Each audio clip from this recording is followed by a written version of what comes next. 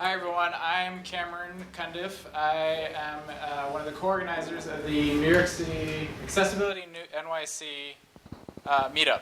And that's where you are now. So if you got the wrong place, now's your chance. I'm one of the organizers with Thomas Logan over here and Sean Laureate in the background. We are live streaming, so hello to our friends on the other end of the camera. Mirabai Knight with White Cook Captioning is providing the captions remotely here.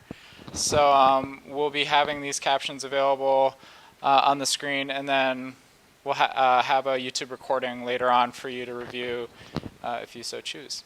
So let's see what else. I would like to thank Thoughtbot for hosting us today. This is the Thoughtbot office. Thoughtbot is a consultancy that works with all sorts of different companies to build web and mobile applications. Tyson, back here at the end of the table, can talk to you more about that. He's a designer here at Thoughtbot. I'd also like to thank SSB BART for their ongoing generosity in supporting the meetup, and Jolly and the Internet Society of New York for graciously live streaming the events. Now, have I covered everything, guys? Am I good so far? Thumbs up? Okay, good. We're pretty casual here. Today's topic is going to be Taste of ReelAbilities. And I'll let Ravit Turjeman tell you more. Hi everyone, thank you so much for having ReelAbilities and myself and Xian here alongside Kitty Lunn, which I'll introduce in a little bit. ReelAbilities is New York's Disabilities Film Festival. The festival started about 9 years ago. It was initiated by JCC Manhattan on the Upper West Side and very, very quickly grew to become the largest disability film festival in the country. ReelAbilities began basically with the goal to promote awareness and appreciation of the lives and stories and experiences of people with disabilities. We wanted to bring the wider community together to gather and discuss these topics and engage with one another. And when I'm saying the wider community, basically it's film lovers everywhere. Not necessarily people who work in the field of disabilities or are related to this disability world in any way, and we've been very successful, if I may, with doing so. Yeah, and the way we do that is basically by presenting first-class films. The best films out there that happen to have some sort of disability component in them. It's not your typical hallmarky films that one might expect when going to a disability film festival or choosing not to go to a disability film festival. There's really no climbing mountains, not overcoming challenges. We're just showing great films with universal stories that anyone can relate to. And another component, of course, is that all films are accessible. We are providing a cell interpretation, a live captioning cart, braille materials, audio description, and any other accessibility accommodation that any individual might need in order to participate. But more than that, beyond this, the accessibility aids, we are also accessible in the way that the festival is structured. We do not expect people who want to experience and enjoy accessible arts, cultural arts and film event to come to one main location, central location in Manhattan.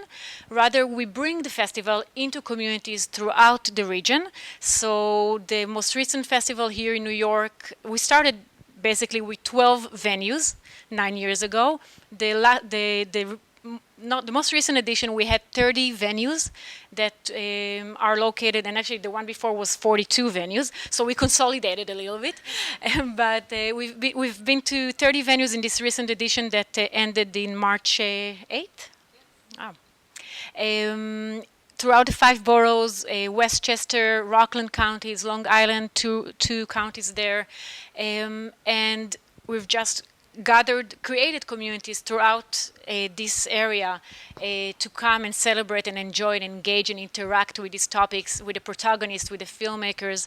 Another thing that is very unique to ReelAbilities is that all films and the other events are followed by conversations. We bring in filmmakers, protagonists, people who are professionals and experts in topics that the films might relate to or address as part of the story. And it really proved very successful. Beyond New York, ReelAbilities is now a North American program, and we are in about, last I count, it's about 15 cities throughout the country, and also Canada and soon Mexico. So we're very proud of that, and we're looking to expand as we grow. We are now preparing for our 10th anniversary, which will take place. You're the first to hear about it. We're just about to announce the dates. March 8th to the 14th, 2018. So please mark your calendars already. I really hope that the films that you'll see will give you a taste of what ReelAbilities is all about. These are 4 short films that we've shown in the most recent edition. They give you a little flavor of different topics, different stories, different experiences. Also, you know, variety of style of filmmaking and maybe age groups that it might be appropriate to. But it's really, you'll see soon, it's really diverse and interesting and powerful. I will end, actually, before I end, I wanted to also mention, because all of you are professionals and part of I assume, larger workplaces, I wanted to tell you that ReelAbilities throughout the year, between festivals, just as we do here tonight, we go to corporate offices to bring a taste of ReelAbilities into the workplace. We've done that with multiple corporations, Pfizer, American Express, AXA, Equitable, Goldman Sachs, just name it. And in October, we're celebrating Disability Employment Awareness Month.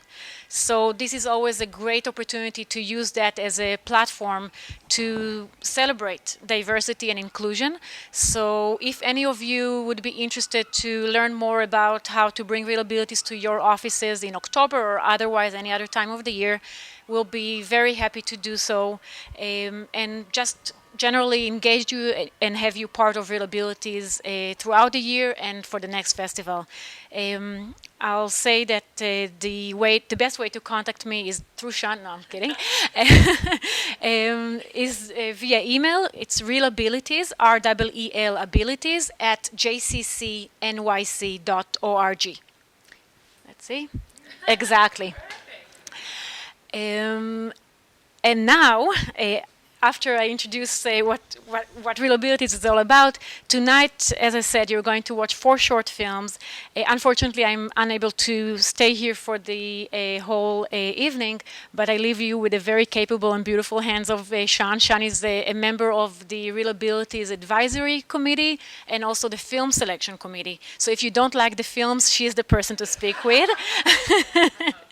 No, but really, the films that we're showing, we've received over 800 submissions this year alone, and we've previewed for 6 months a film selection committee of 8 people. We've previewed all these 800 films.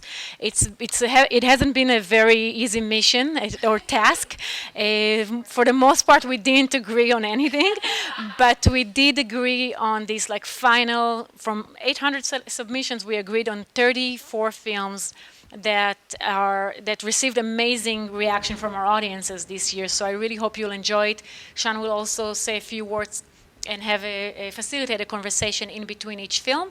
And then for the cherry on the top, we'll have a conversation with Kitty Lunn right here, who is the protagonist of the film Dancing on Wheels. Okay? Thank you so much. Enjoy the films. I'm really glad you have a chance to see that.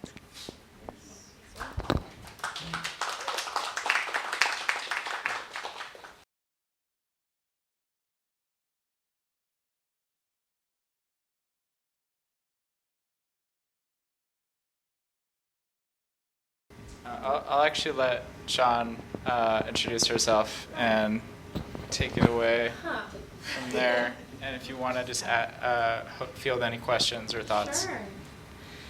So, as you may have heard, I'm Sean with an X, the other Sean, which is very confusing for me every time I'm here. Thanks, other Sean.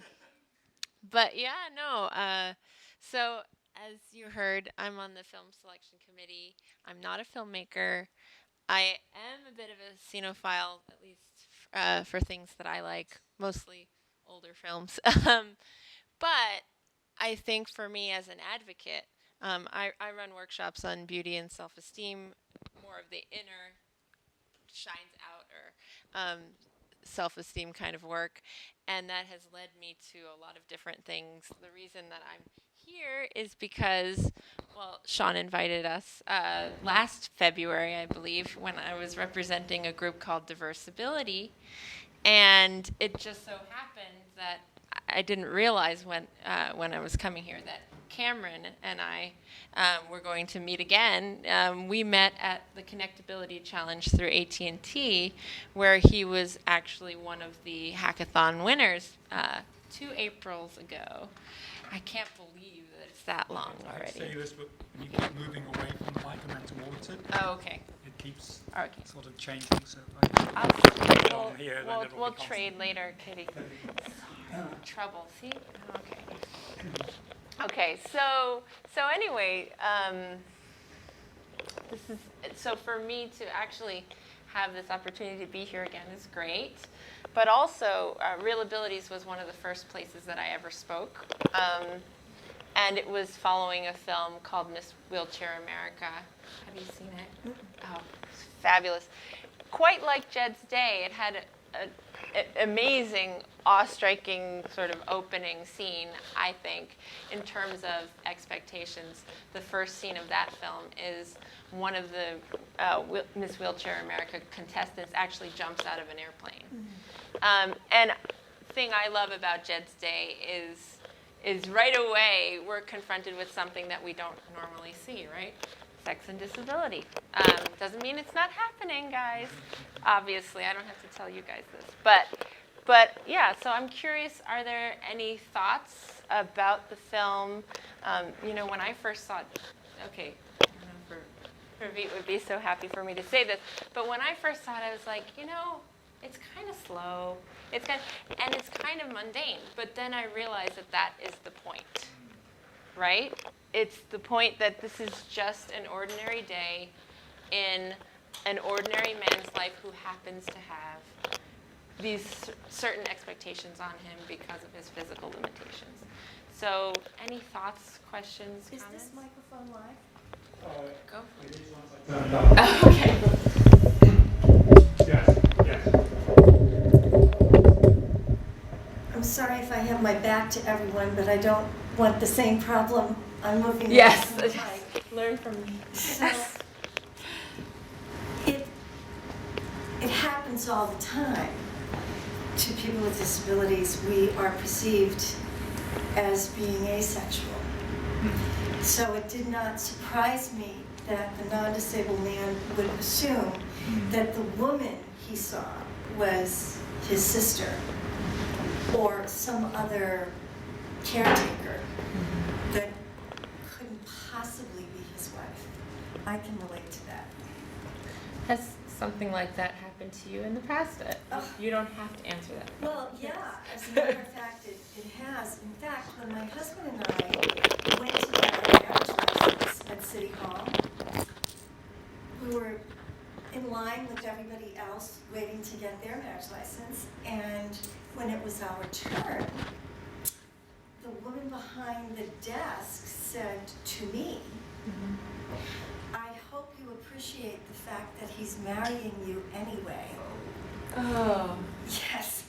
Never laid eyes on me, knew nothing about me or our relationship. And my husband-to-be stepped up and said, I'm very lucky she'll have me. Oh, right So- answer. And it's a common thing to feel that people with disabilities are asexual, that somehow it's inappropriate for us to be sexual beings. Any thoughts from the crew here? Okay, go for it. I want to offer some feedback as well as a deaf person. Captioning. Mirabai can't hear you, Xian. Oh, No. sorry. Come on over to this one. Our special guest for the evening is Mike. Sorry. I'm stalling as I'm getting over to it. Okay, let's try that again. So as a deaf person, and also as a captioning consultant. Oh, still? Yeah, there you go. I think you got it there. Okay. Am I in the way? Oh, you're good. Okay. One more time.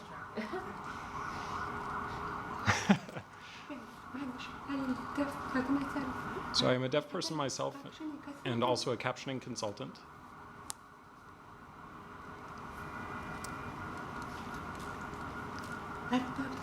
I've noticed many movies have captions.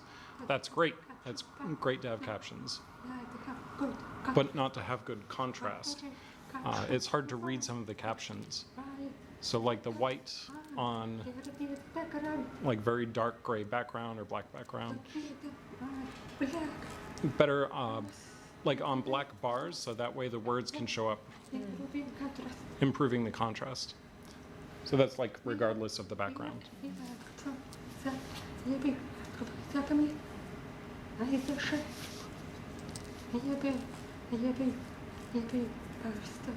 If you post for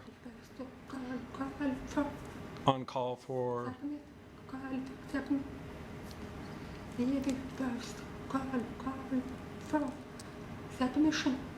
on call for submission. Mm-hmm. Right, so if you add to that, please add captions with good contrast to the call for submissions. Yeah, not just for people who are deaf, but people who have low visions, color blindness, that sort of thing. Yeah, my vision is pretty awful and it is hard for me at times too, so I hear that. I will pass that along to the higher ups. Do the filmmakers add the captions, or what is the process? Well, a lot of them do, and I found as we were doing this process that some of them were pretty awful or the timing was off, and so I was ready to dismiss some of the films because I said they obviously didn't do the work, and then I found out that no, we actually work with them after the fact. So I'm glad that some of the films that were able to be worked on. So this is something we can talk to future filmmakers about. Well, that's good. And one other comment that Sure. I thought that just hearing that some of these films are used in like a professional training sense. Mm-hmm. I mean, this film would be interesting to me because it would not follow what I would traditionally see in like a corporate training. But I'd be curious Right. because I think that's interesting to actually be more stimulating for people to think about these concepts. So would this be one that would be shown in like, if it was... I'm not sure. That is really a question for Ravit because she does choose the films that she takes with her, and also Isaac.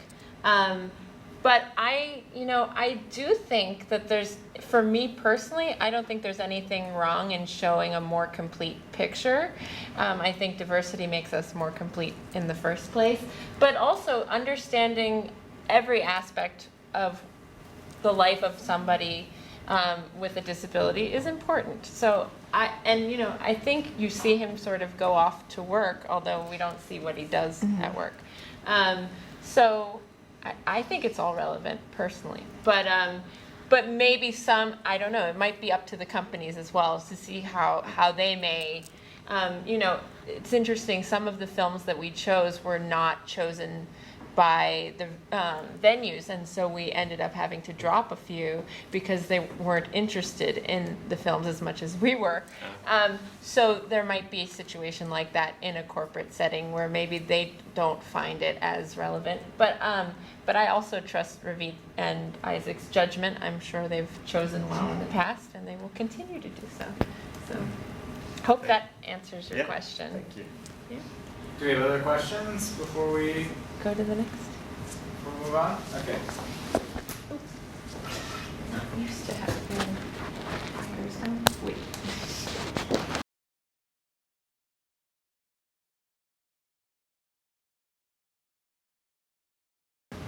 Nice. Okay, and we're back. So this was a film that actually there was some debate within the committee whether this was, you know, because there was no overt disability known, whether this really, you know, counted for ReelAbilities. I think ultimately what we decided, though, that since it is about uniqueness, and there is so much uniqueness within disability, and, you know, this sort of spirit of difference and celebration of that, we decided that this was relevant. I'm curious to know what you think, but I think it's really a celebration of quirkiness, uniqueness, and how often that does isolate us if we're not supported in the right way. You know, she does strike me as quite a lonely girl, but obviously, yeah. So I'm curious what you guys thought of the film, and if you have any thoughts, Kitty, feel free. Do I go back to this mic? Yeah. Go for it. So that I can face people. It's like a this radio. time. I like this mic. It's like a radio. Yeah, old-time radio. So obviously, the film was about other, and the telling thing was the teacher saying your parents will be very disappointed if you bring home the little gourd. And so she had to have a big pumpkin, round orange pumpkin like everyone else had. But the payoff was, of course, that she had the little gourd. And that's the one that she wanted and felt, you could tell just by the look in her face that she thought it was beautiful in its uniqueness. And I think it's actually the interesting part of it is throughout the first 2/3 of the film, when they do pass her this pumpkin, you feel almost disappointed, right, that she didn't get what she wanted. But I think the wonderful payoff in this case is that she got to have both. And I think so many times in life we have to choose between the orange pumpkin or the green. And I think what made it, you know, from a sort of tragic story into a good one was obviously that she was able to find both. And I'm not sure, though, that in life it's always that easy. So, but Well, it's great. in the eye of the beholder is what is beautiful, you know? And so the teacher obviously thought that the little gourd, the little green warty gourd, was ugly. And you can see that as a metaphor for people who are different, being perceived as less attractive.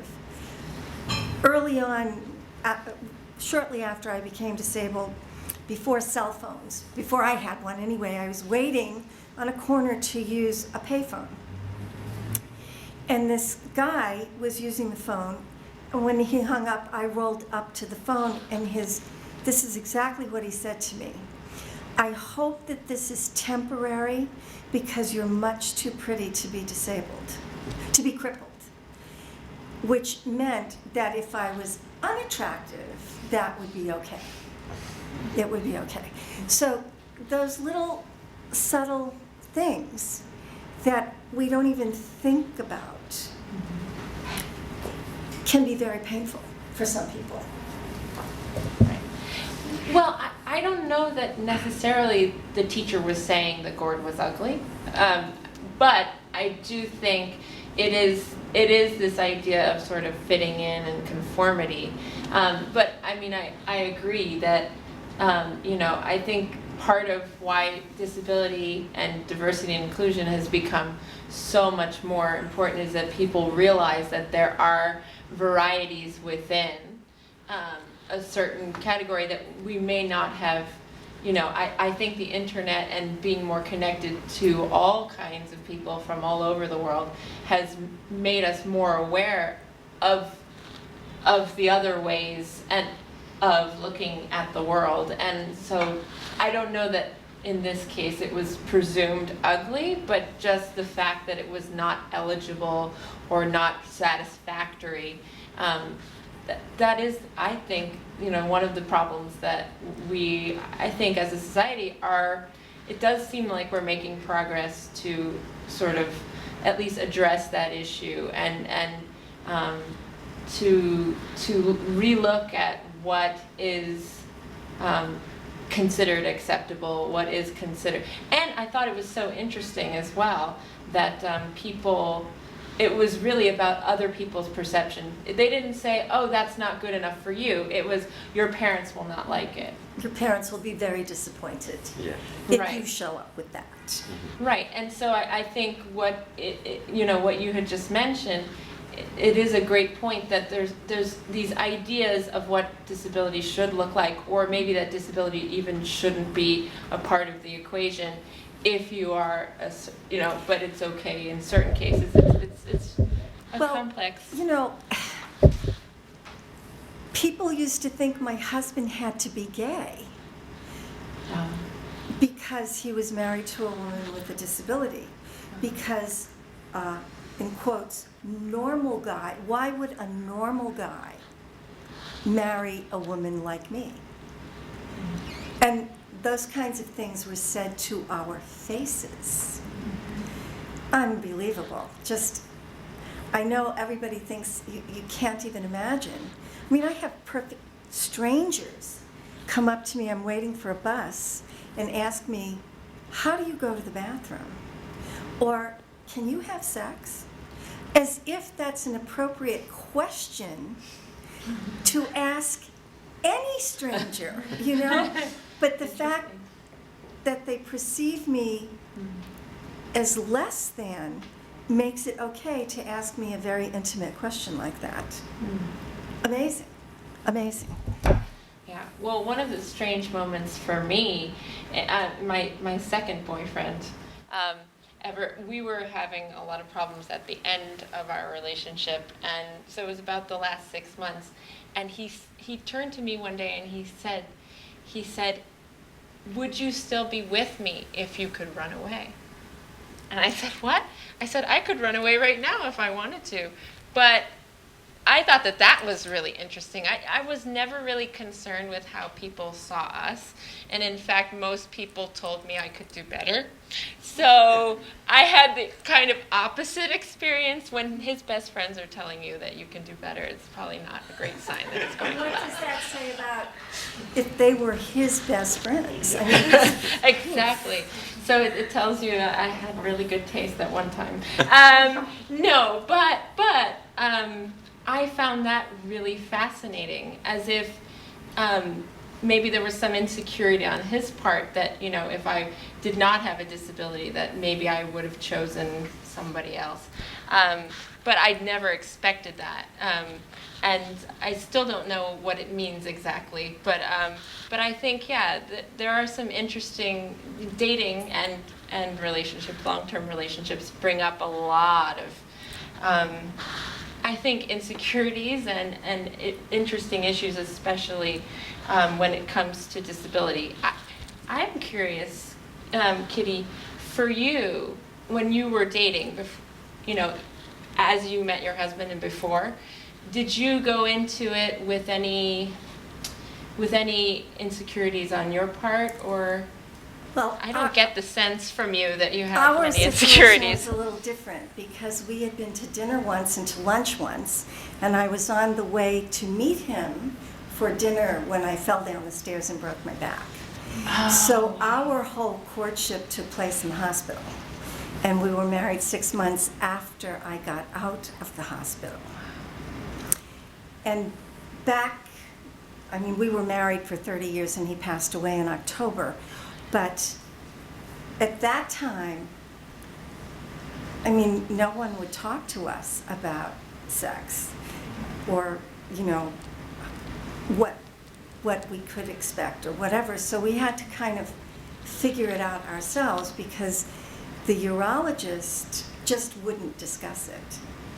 And neither would the occupational therapist, for that matter. She came to the bedside in the hospital and said, asked me what I did. And I said, I'm a dancer. And she left the room and didn't come back, So we had to figure it out pretty much on ourselves. I think that has changed somewhat now for people going into rehab situations now. Mm-hmm. They're a little more open about it. But the discomfort when I brought it up to my doctors, they didn't want to talk about it at all, Mm-hmm. So, yeah, there were things that I was uncomfortable with at the beginning because you're seeing me 30, 31, or 32 years later after my injury. Mm-hmm. But, the things that they throw in for free with spinal cord injury, like incontinence and those kinds of things, that could make a girl insecure, until you just figure, there's nothing that's going to come out of my body that won't wash off. But my husband was a very unusual man, and we worked through it together. So, and I think that's why our marriage was so successful. It's like you were his special pumpkin. I'm sorry I had to bring it back to the movie, but it's kind of awesome. Well, orange hair. So Exactly right. Okay, I'm sorry. I'm going to stop talking now. Do we want to continue with the next film, or do other people have thoughts? Yeah. Was there anything about this movie that made people feel uncomfortable, or that struck you in a way that was surprising that you want to share? I'm hearing that it felt like it resolved well, and that it was on a high note. I actually, for fear of opening a can of worms from last time, the fact that she's hiding this thing to me was kind of a question mark. That it sort of was representative for me of her disability or her I don't know, her persona, and she's hiding that away. So, I thought it was the only way she could get it on the bus. Exactly. Right. Right. Maybe she couldn't afford to pay for it and didn't have time to pay for it. Or whatever. So seeing it as more of a vigilante kind of move that's empowering. I like that. Yes. No, but I think it's a great point that you're making, because I was thinking about also things like, sexuality and different things that or things that we prize and secrets that we might keep to ourselves for whatever reason, because it's precious to us or because society has its own ideas about it. So I think that's a really great point, actually. And the fact is that she couldn't just have the pumpkin, the gourd that she wanted, is, I think, an interesting thing. But yeah, Cool. that's really great thought. Okay. Yes. Let me know.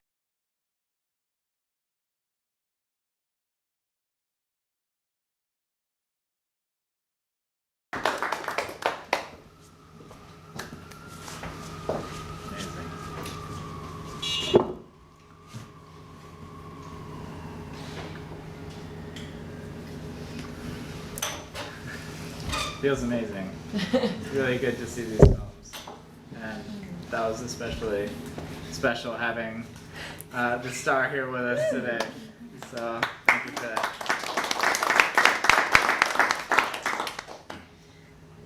Jolly, let me know when We're you have good. us. We're good. Okay.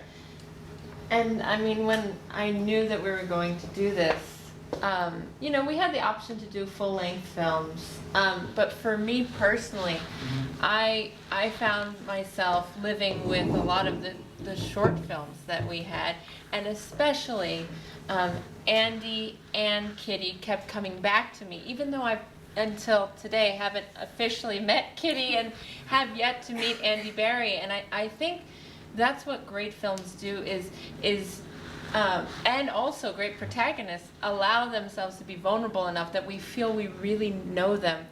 And obviously I look forward, and hopefully we'll get to know Kitty even more through this conversation.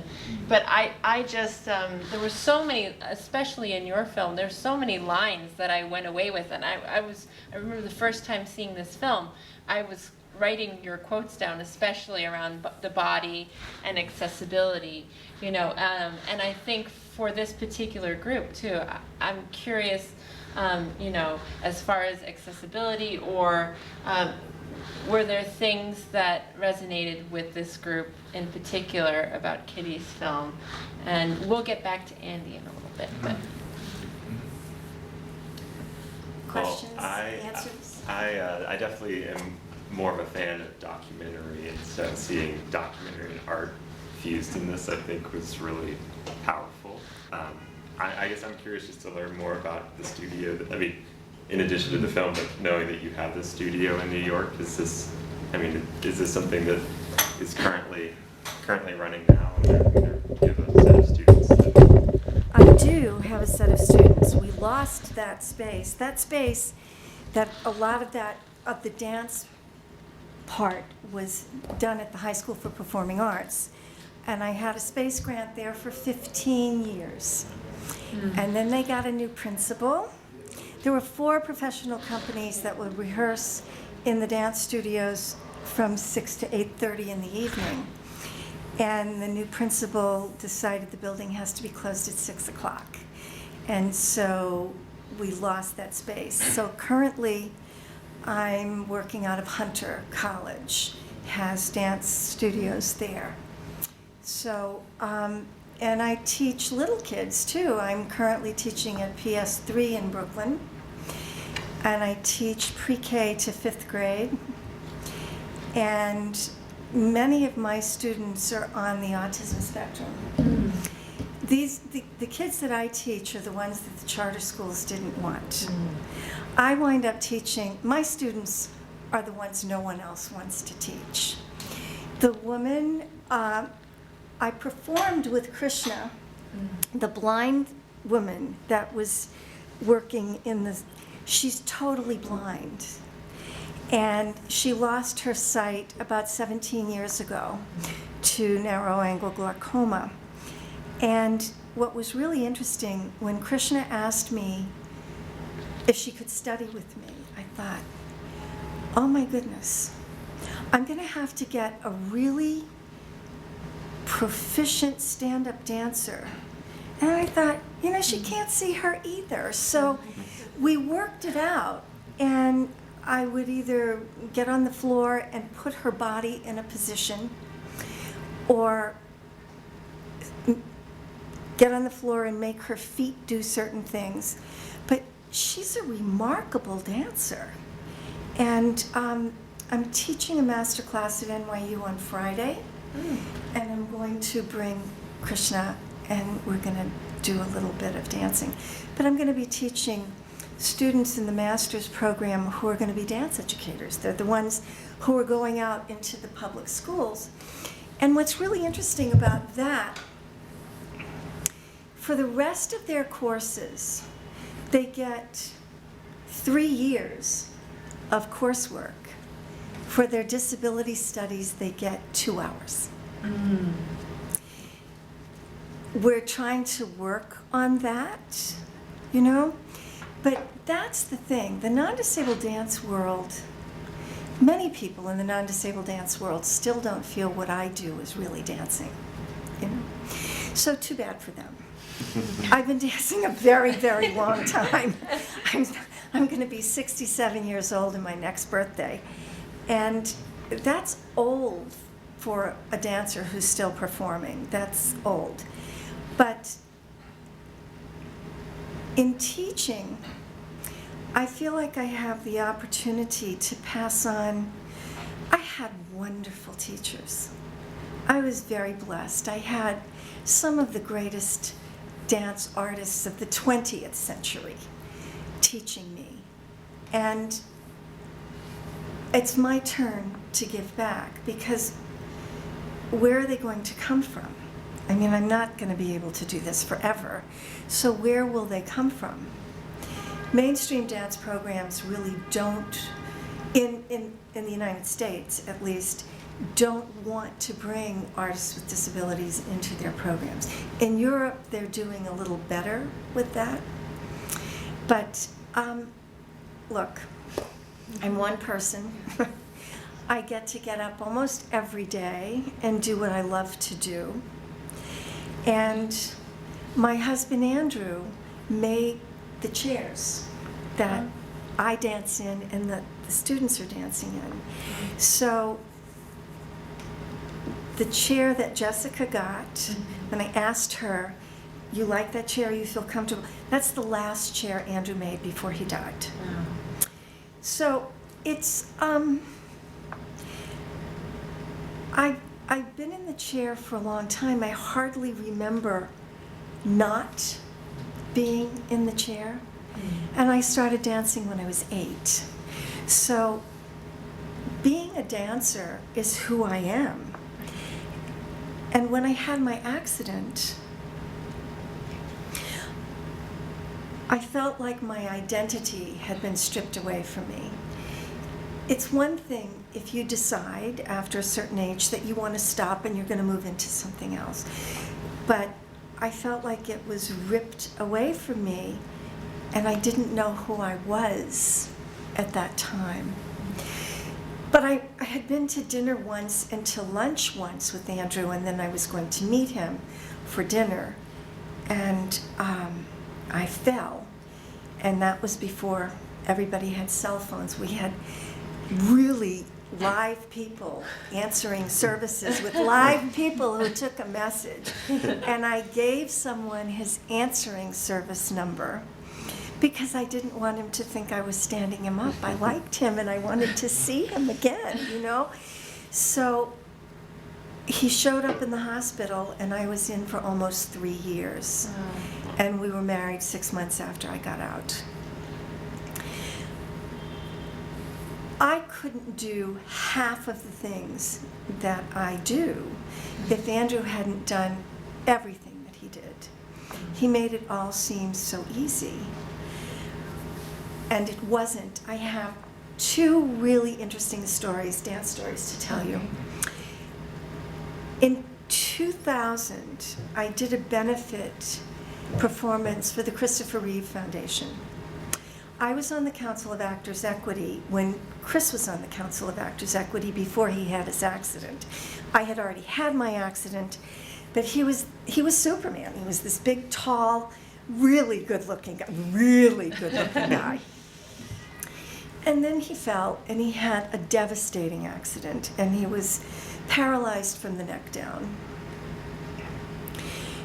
So we were at the New Amsterdam Theater on Broadway, and The Lion King was playing there at that time. Now I think it's at the Marriott Marquis or something. But I was up on the 3rd floor dressing room doing my hair and makeup, and my husband was in a full tuxedo,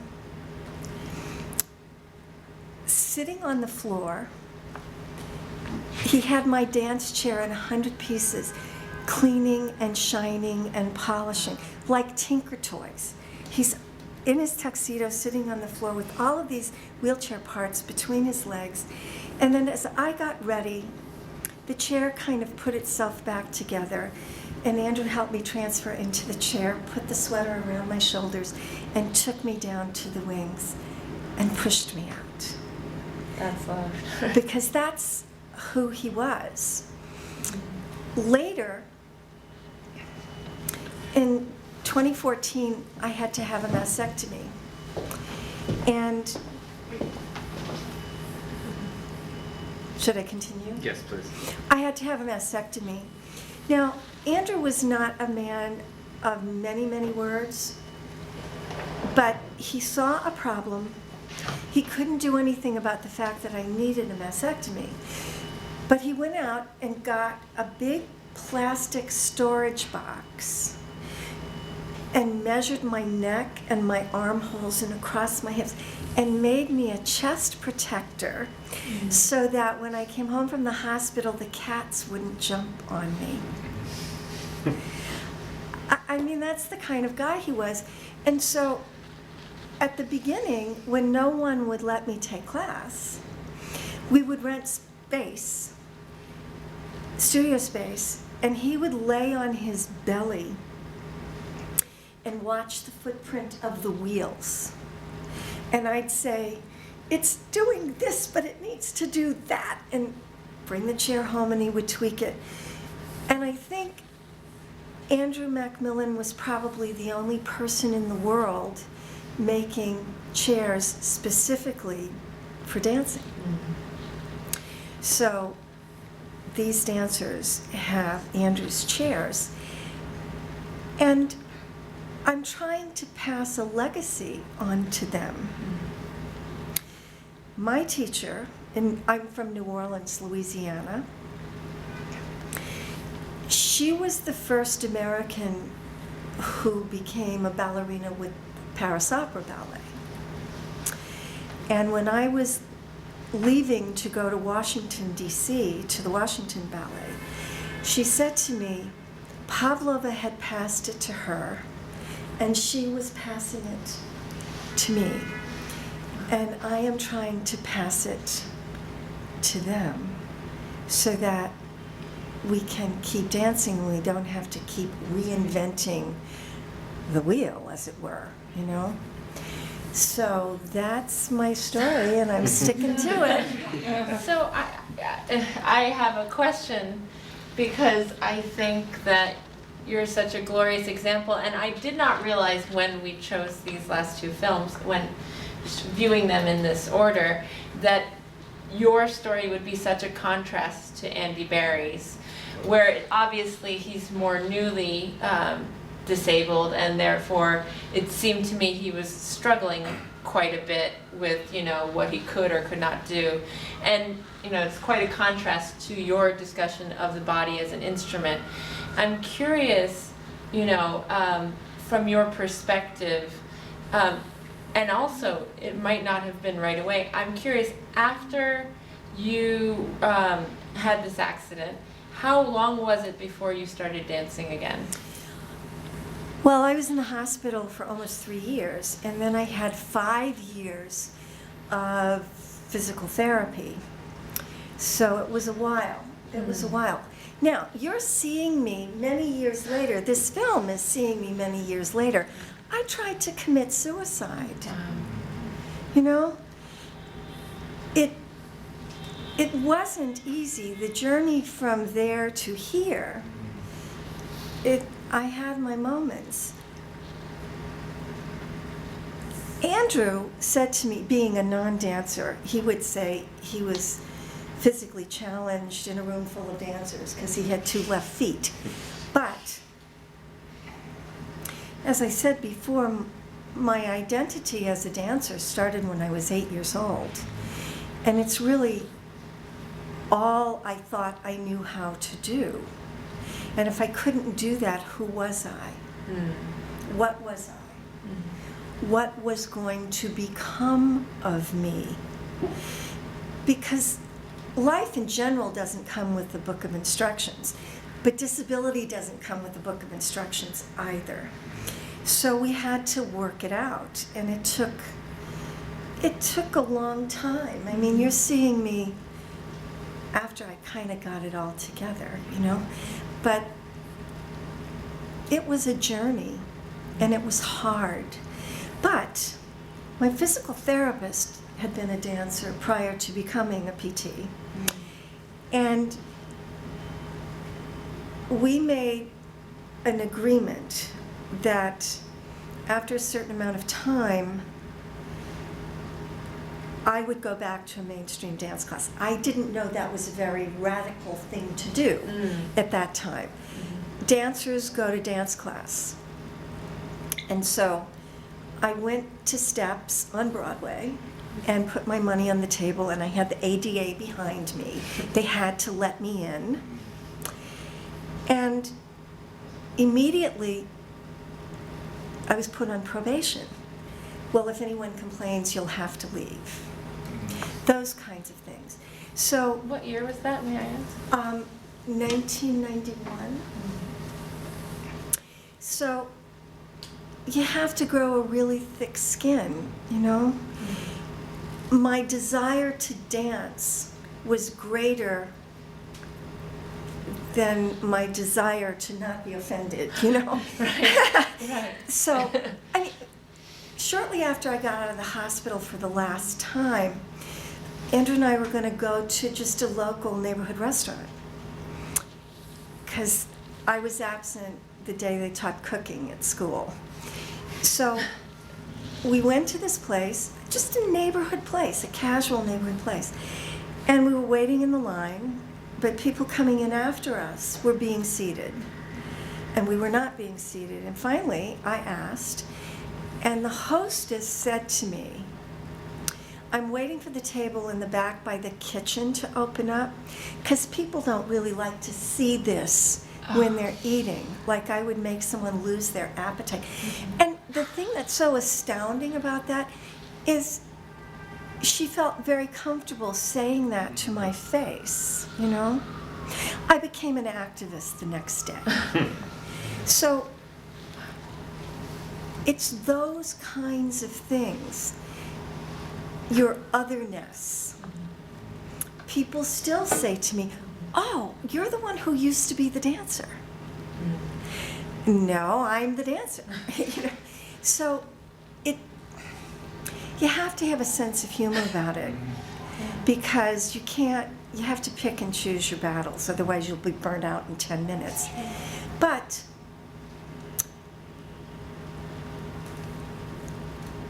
I like to think that I just do my work. I let my work speak for itself. I make no apologies about my work. I have a little bit of a different attitude than some of the people with disabilities you might have run into. Some are very radical and they're in your face and they want to be known as disabled, whatever they're doing. I just want to be known as a dancer, you know? Maybe I'm a different generation, but I identify first as female, of a certain age, Caucasian, who's disabled. The disability does not define who I am. I have a spinal cord injury. I am not a spinal cord injury. I use a wheelchair. I am not a wheelchair. And I know that sounds really like I'm talking to 6-year-olds, but people frequently will say, if I get on a bus with someone, they'll ask, are you with the wheelchair? No, my friend uses a wheelchair, however, she is not a wheelchair. Those kinds of things that we are identified by our accommodations. People assume because I use a chair that I'm also very hard of hearing, and I'm also developmentally delayed. So they will speak very loudly and slowly. It's frightening, you know? I mean, it's just, who has the disability here? So, you know, medical science is keeping more and more of us alive longer and longer. And get used to it. Right. You know, we're in the world. I mean, it's a choice. You can choose to live while you're alive.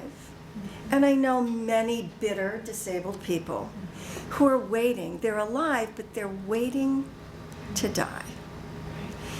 I choose life. I choose to dance. That's what I do. I'm a dancer. I think it can be, I can relate to a lot, and one of the reasons I did not want to advocate when I was younger is that, first of all, I thought it was the obvious thing to do, because just because I have ski poles and doesn't mean I have to speak for every person that may or may not have ski poles, or but also because I did not identify with many that were advocating, because I found that most of what I heard about was more from the aggressive camp, and that's not my style. I think there's room for every flavor of advocacy, and I absolutely respect the choices that people make for themselves. But for me, I didn't relate to any of it. But when I realized that, people with disabilities might have issues around their body, for example, this was something, for me as a woman, I had issues, but my disability was for me, which is a kind of a different way, I think, than most people see it. It was the easy part of my life. That was the one part that I had complete control over. And so no matter how anybody reacted to me, in a lot of ways I was able to reclaim that for myself. So for example, when a woman asked me, what's wrong with you? I was getting a pair of glasses at Cohen's Optical one day, and she was ripping at her newspaper, clearly agitated. She goes, what's wrong with you? And I said, I have cerebral palsy, but it's the blessing of my life. Thank you so much for asking. And I turned to walk away toward and she started weeping, wailing, and crying and crying. I'm so sorry. I just got laid off. I had the worst day ever. But seeing how you handle yourself, I realized life is not so bad. And she's so glad she's not you. Well, no, whatever the implication was, it did not change what the implications of my life, the disability in my life, and what it means to me and how precious it is to me. You know what I mean? So I wasn't going to let how somebody interacted affect the way, it would have been a completely different interaction had I said, I don't know, what's wrong with you, for example. That's, Which is what I would have said. No. Fine, what's wrong with you? But because I had enough practice at answering that question and engaging people, I don't know that I would always react with such grace, but in that moment, it was almost on automatic. So anyway, for me, advocacy has been almost an accident. In the sense that it wasn't until I realized that other people did not have the same experience of disability that I did, that I realized we needed to start having, dialogue, honest dialogue, hopefully positive dialogue about what disability means. And I think it is different for everyone. Yes. I really do. It is. And I would not presume to speak how should someone else handle his or her disability. Absolutely. I can only I have a hard enough time dealing with my own. But I am not an in-your-face kind of person. I would like my work to be in your face. But as I said in the film, my disability, it just is what it is. Right. I don't go around saying, why me? Because the answer to that is, why not you? Would it be better if it happened to your best friend? I mean, it's a random thing. I slipped on a piece of ice, I hit the corner of a marble step, and bones shattered in my back. So it wasn't on purpose. God wasn't punishing me. It just happened. And so you make a choice. You're going to get on with it, or not. Or not. And many choose not to. We have a question. There's a question over there. In regards to the chair that your late husband helped to design specifically for dancing, you said you wanted to pass on dance to future generations. Are you doing anything to pass along the design that you Absolutely. Absolutely. He started bringing this guy who's actually the company's IT person. For the last year of Andrew's life, he helped Rick learn how to do this. So, yeah, we can. That's great. And I just want to share a little, when you talk about dance legacy, one of the other things that I loved about watching this film is that everyone in your class I actually personally know. So it's like, oh my goodness, all my friends are dancing. You heard me giving them the lecture that Yes. I already know how to do this? I love it. I'll tell you. And the disability community doesn't always love me. And that's okay, because I don't need to be loved by everybody. But many of them are products of special education. And I can only speak about special education in New York City. that nothing is very expected of you.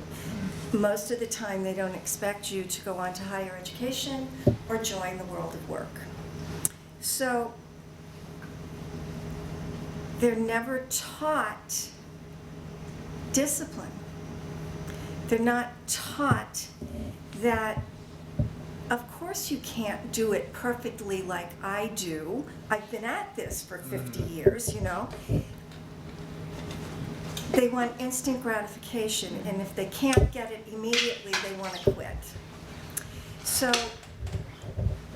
it was hard when I was standing up dancing, and it's hard when I'm sitting down dancing. Well, can I follow that up with a comment and a question? Because I wanted to share with you that Peter, who's in the film, talked to me about the fact that he was very shy. Oh, thank you for coming.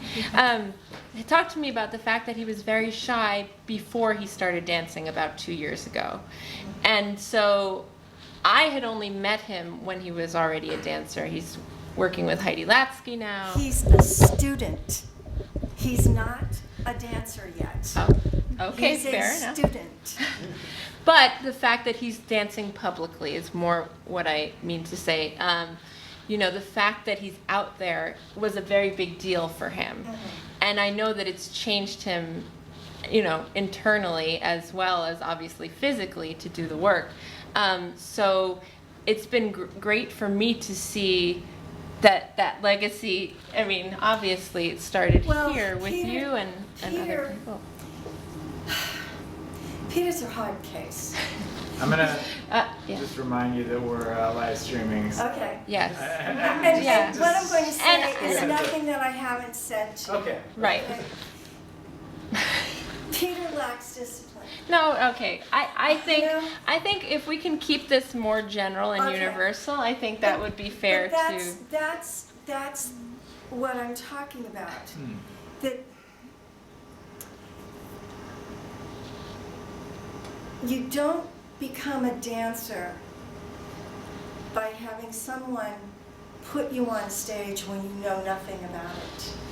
And unfortunately, many non-disabled people will do that because it makes them feel good that they're doing something for these spunky cripples. They're not teaching them how to dance, however.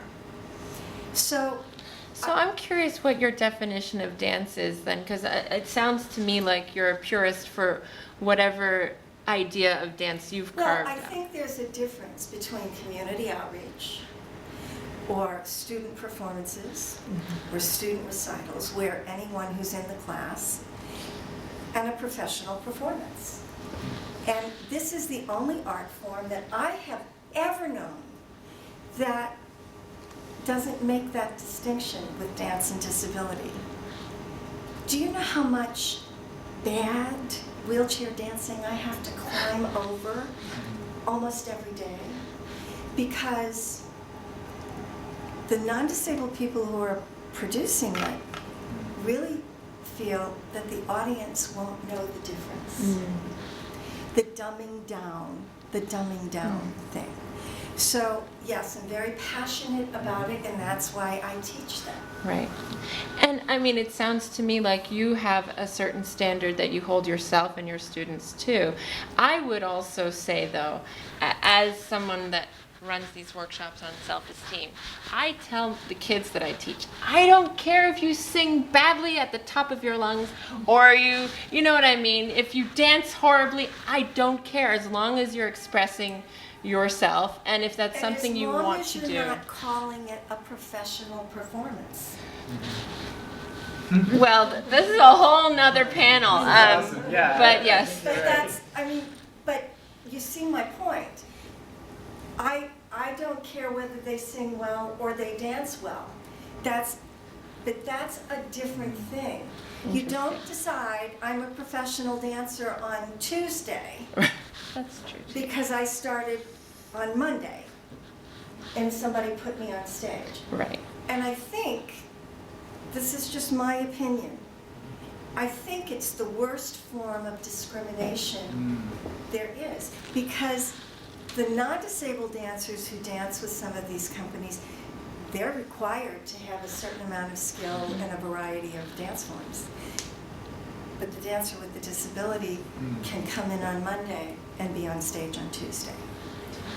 And that wouldn't happen. I mean, you don't go to the Metropolitan Opera if you can't sing. You know what I'm saying? Right. Well, I think, yeah, I mean, I think it depends on expectations, and also you're talking about also venue. I mean, if you're doing a school performance, it's a different thing. Or singing in your shower, or dancing at home. But I also would just say that I think everybody has the right to dance, whether they're a professional or not. Absolutely. Yeah. But then, Right. how do we aspire to something better than the Jerry Lewis telethon? Right. If we're not willing, if you say you want to dance and you want to be in a company, you have to be willing to do the work. I think there's a really good conversation here, and we should continue this maybe as an ongoing discussion. We could follow up on the group. I want to time check. It's 9:06. And I also want to give you guys a chance to ask any questions. I feel like, this has been, I mean, obviously there's a lot to be said, and we're saying Right, it, but sure. we'd like to hear from you as well. Yeah, we can take 10 minutes. Tyson, are you okay being here for? Okay. Tyson needs to be here for us to be able to thank you. do, so, Thank you for being here. I'm looking at him. So yeah, let's take a couple more minutes. Do people have thoughts or questions they want to share? Or would they like to hear us argue? I don't think we're arguing. I think Let's focus it on the films as a starting point. Were there, what stood out to you as challenging or exciting or surprising for these last two films? And do you want to share that, or do you have questions on other aspects of the films? I'll talk again. The one about the Parkinson's disease, it just brings up a lot of uncomfortable questions, I think, about this kind of social model of disability and medical model of disability, where people are saying, they kind of own their disability and say, like, I don't need to be healed, or I don't need a cure. But on the other hand, it's like, it's pretty amazing that he can kind of get back some of those functions. So, yeah, it's just a kind of a challenging gray area. I agree that, Parkinson's is a tough diagnosis, because it's a progressive degenerative situation. And the fact that he was a candidate for the deep brain stimulation and did it and regained some of his function, we don't know how long that's going to last. But Parkinson's, although it can strike young people as well, as in Michael J. Fox, but it's primarily a disease for seniors, mostly. And it's hard, because I'm certified in dance for Parkinson's from the Mark Morris studio, that it's hard for particularly men with Parkinson's to try to learn a new way of being. It's very difficult. And for him, he said, I wasn't going out anymore. And this allowed him to reclaim his life again. He said he thought he had a future. And I thought that was very telling. I think medical science, one of these days, is going to be able to deal with all of this in a better way. I thought the film was wonderful, and I think the Parkinson's Association should be using it as a film for people newly diagnosed with the disease to realize that life doesn't have to end as you know it. Right, and I think, there was another film that we thought about showing you, but it was 3 years old, and I knew you guys wanted fresh meat. For, you know, only the best for you guys. But one of the reasons that it was a great candidate is it brings up a lot of these moral issues with technology and with, you know, whether it's a prosthetic or improving someone's life.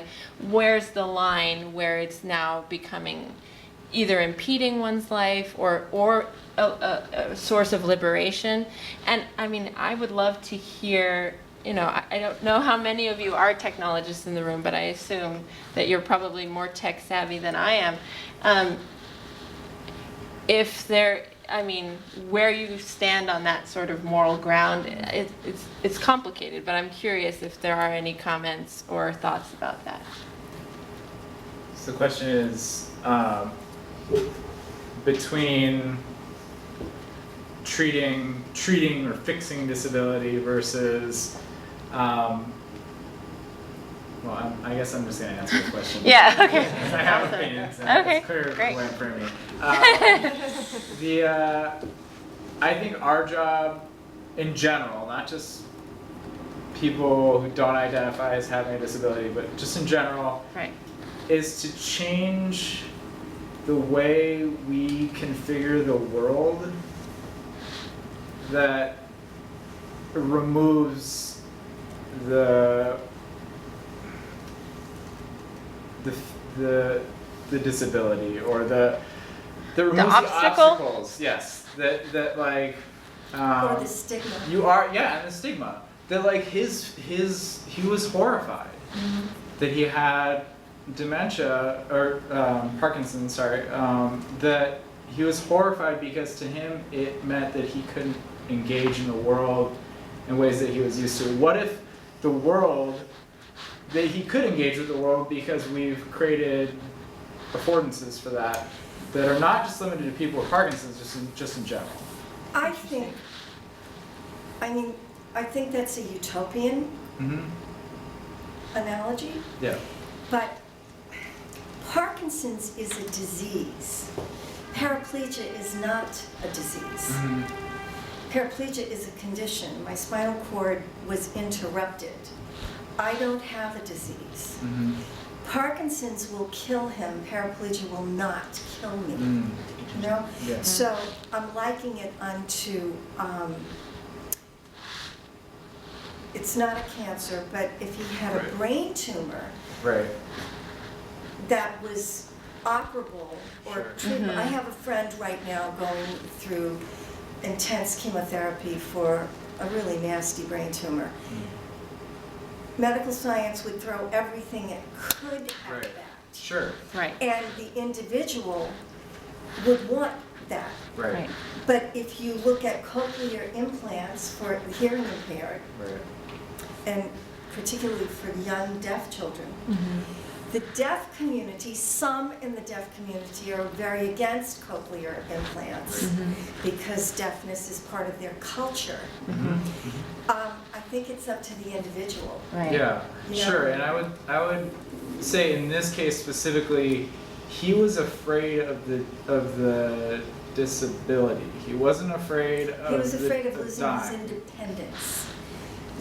And he would. Right. He would, because Parkinson's, eventually, untreated, you Right. get locked in. Right. You become absolutely stiff Right. and locked in. No facial expressions. You can't speak because you can't move your tongue. Sure. Right. I mean, if I had a chance to sit with Andy, I probably would have talked to him before this Right. and said, listen, you know, you have so much that you can do and focus on what you can. That's probably what I would advise, you know, if I were just sitting with him. But I have lost a lifelong neighbor who was very dear to me to Parkinson's. Sure. So obviously, but this is the thing. It is a very complicated issue. We want, there's certain areas and things that need so desperately improvement, and I hope that it motivates us all to do what we can. And And to be patient. I mean, people with Parkinson's often have that kind of little shuffle gait Yeah. or tremors. Be patient. if they're in the supermarket line ahead of you, Sure. that they're doing the best they can, and bravo, they're out in the world. You know? But I would encourage them, if they're not allergic to the medication, or the side effects of the medication are not so horrendous. He talked about the dyskinesia, because sometimes the side effects can be worse than the original problem. Yeah. Right. But medical science is making tremendous strides. Yeah. I want to be very clear that I am not, I don't have, I don't know enough about his situation, and I wouldn't claim to make a medical statement, but what I'm talking about is creating accommodations for different types of abilities. Right. So for the example of being in the grocery store, you're being patient, you're being respectful.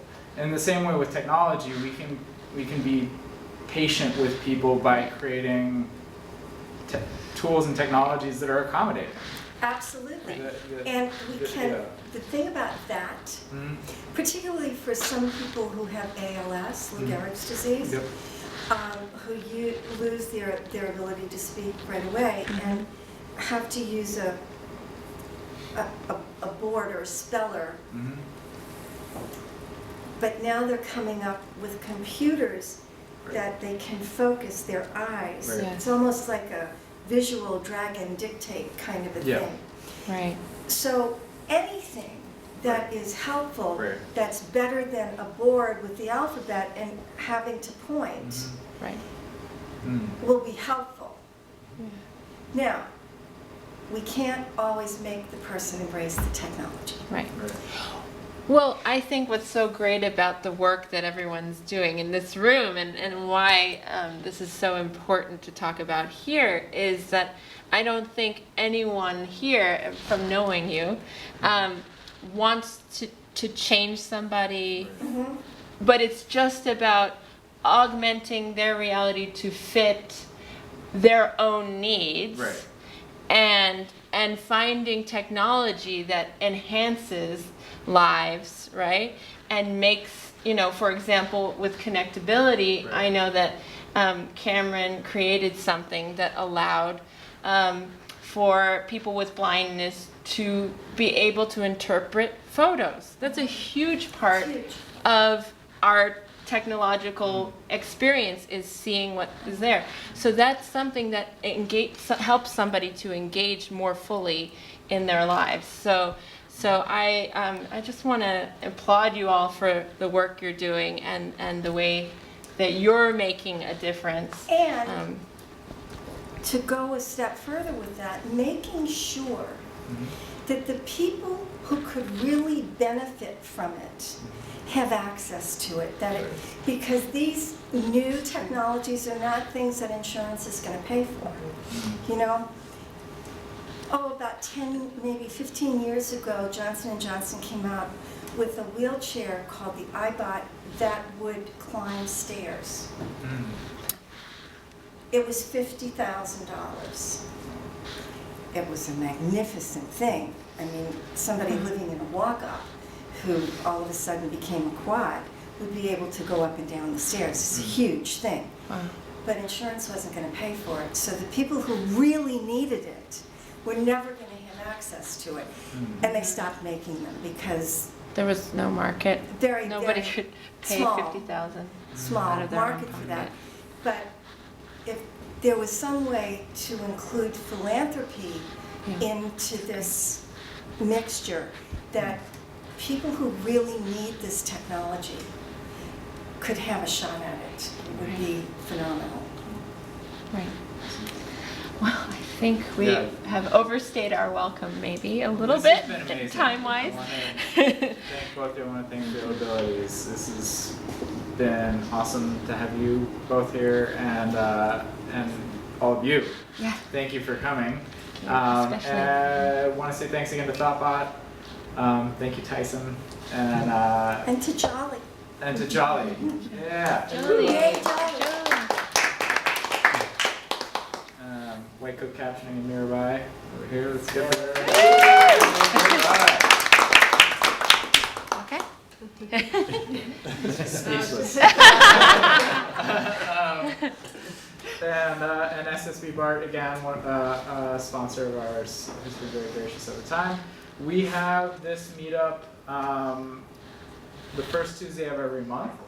We're on meetup.com/A11YNYC.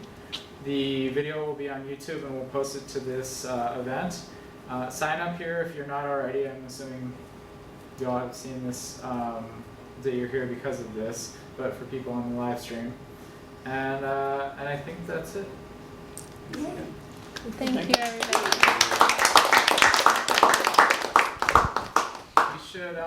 We should start moseying.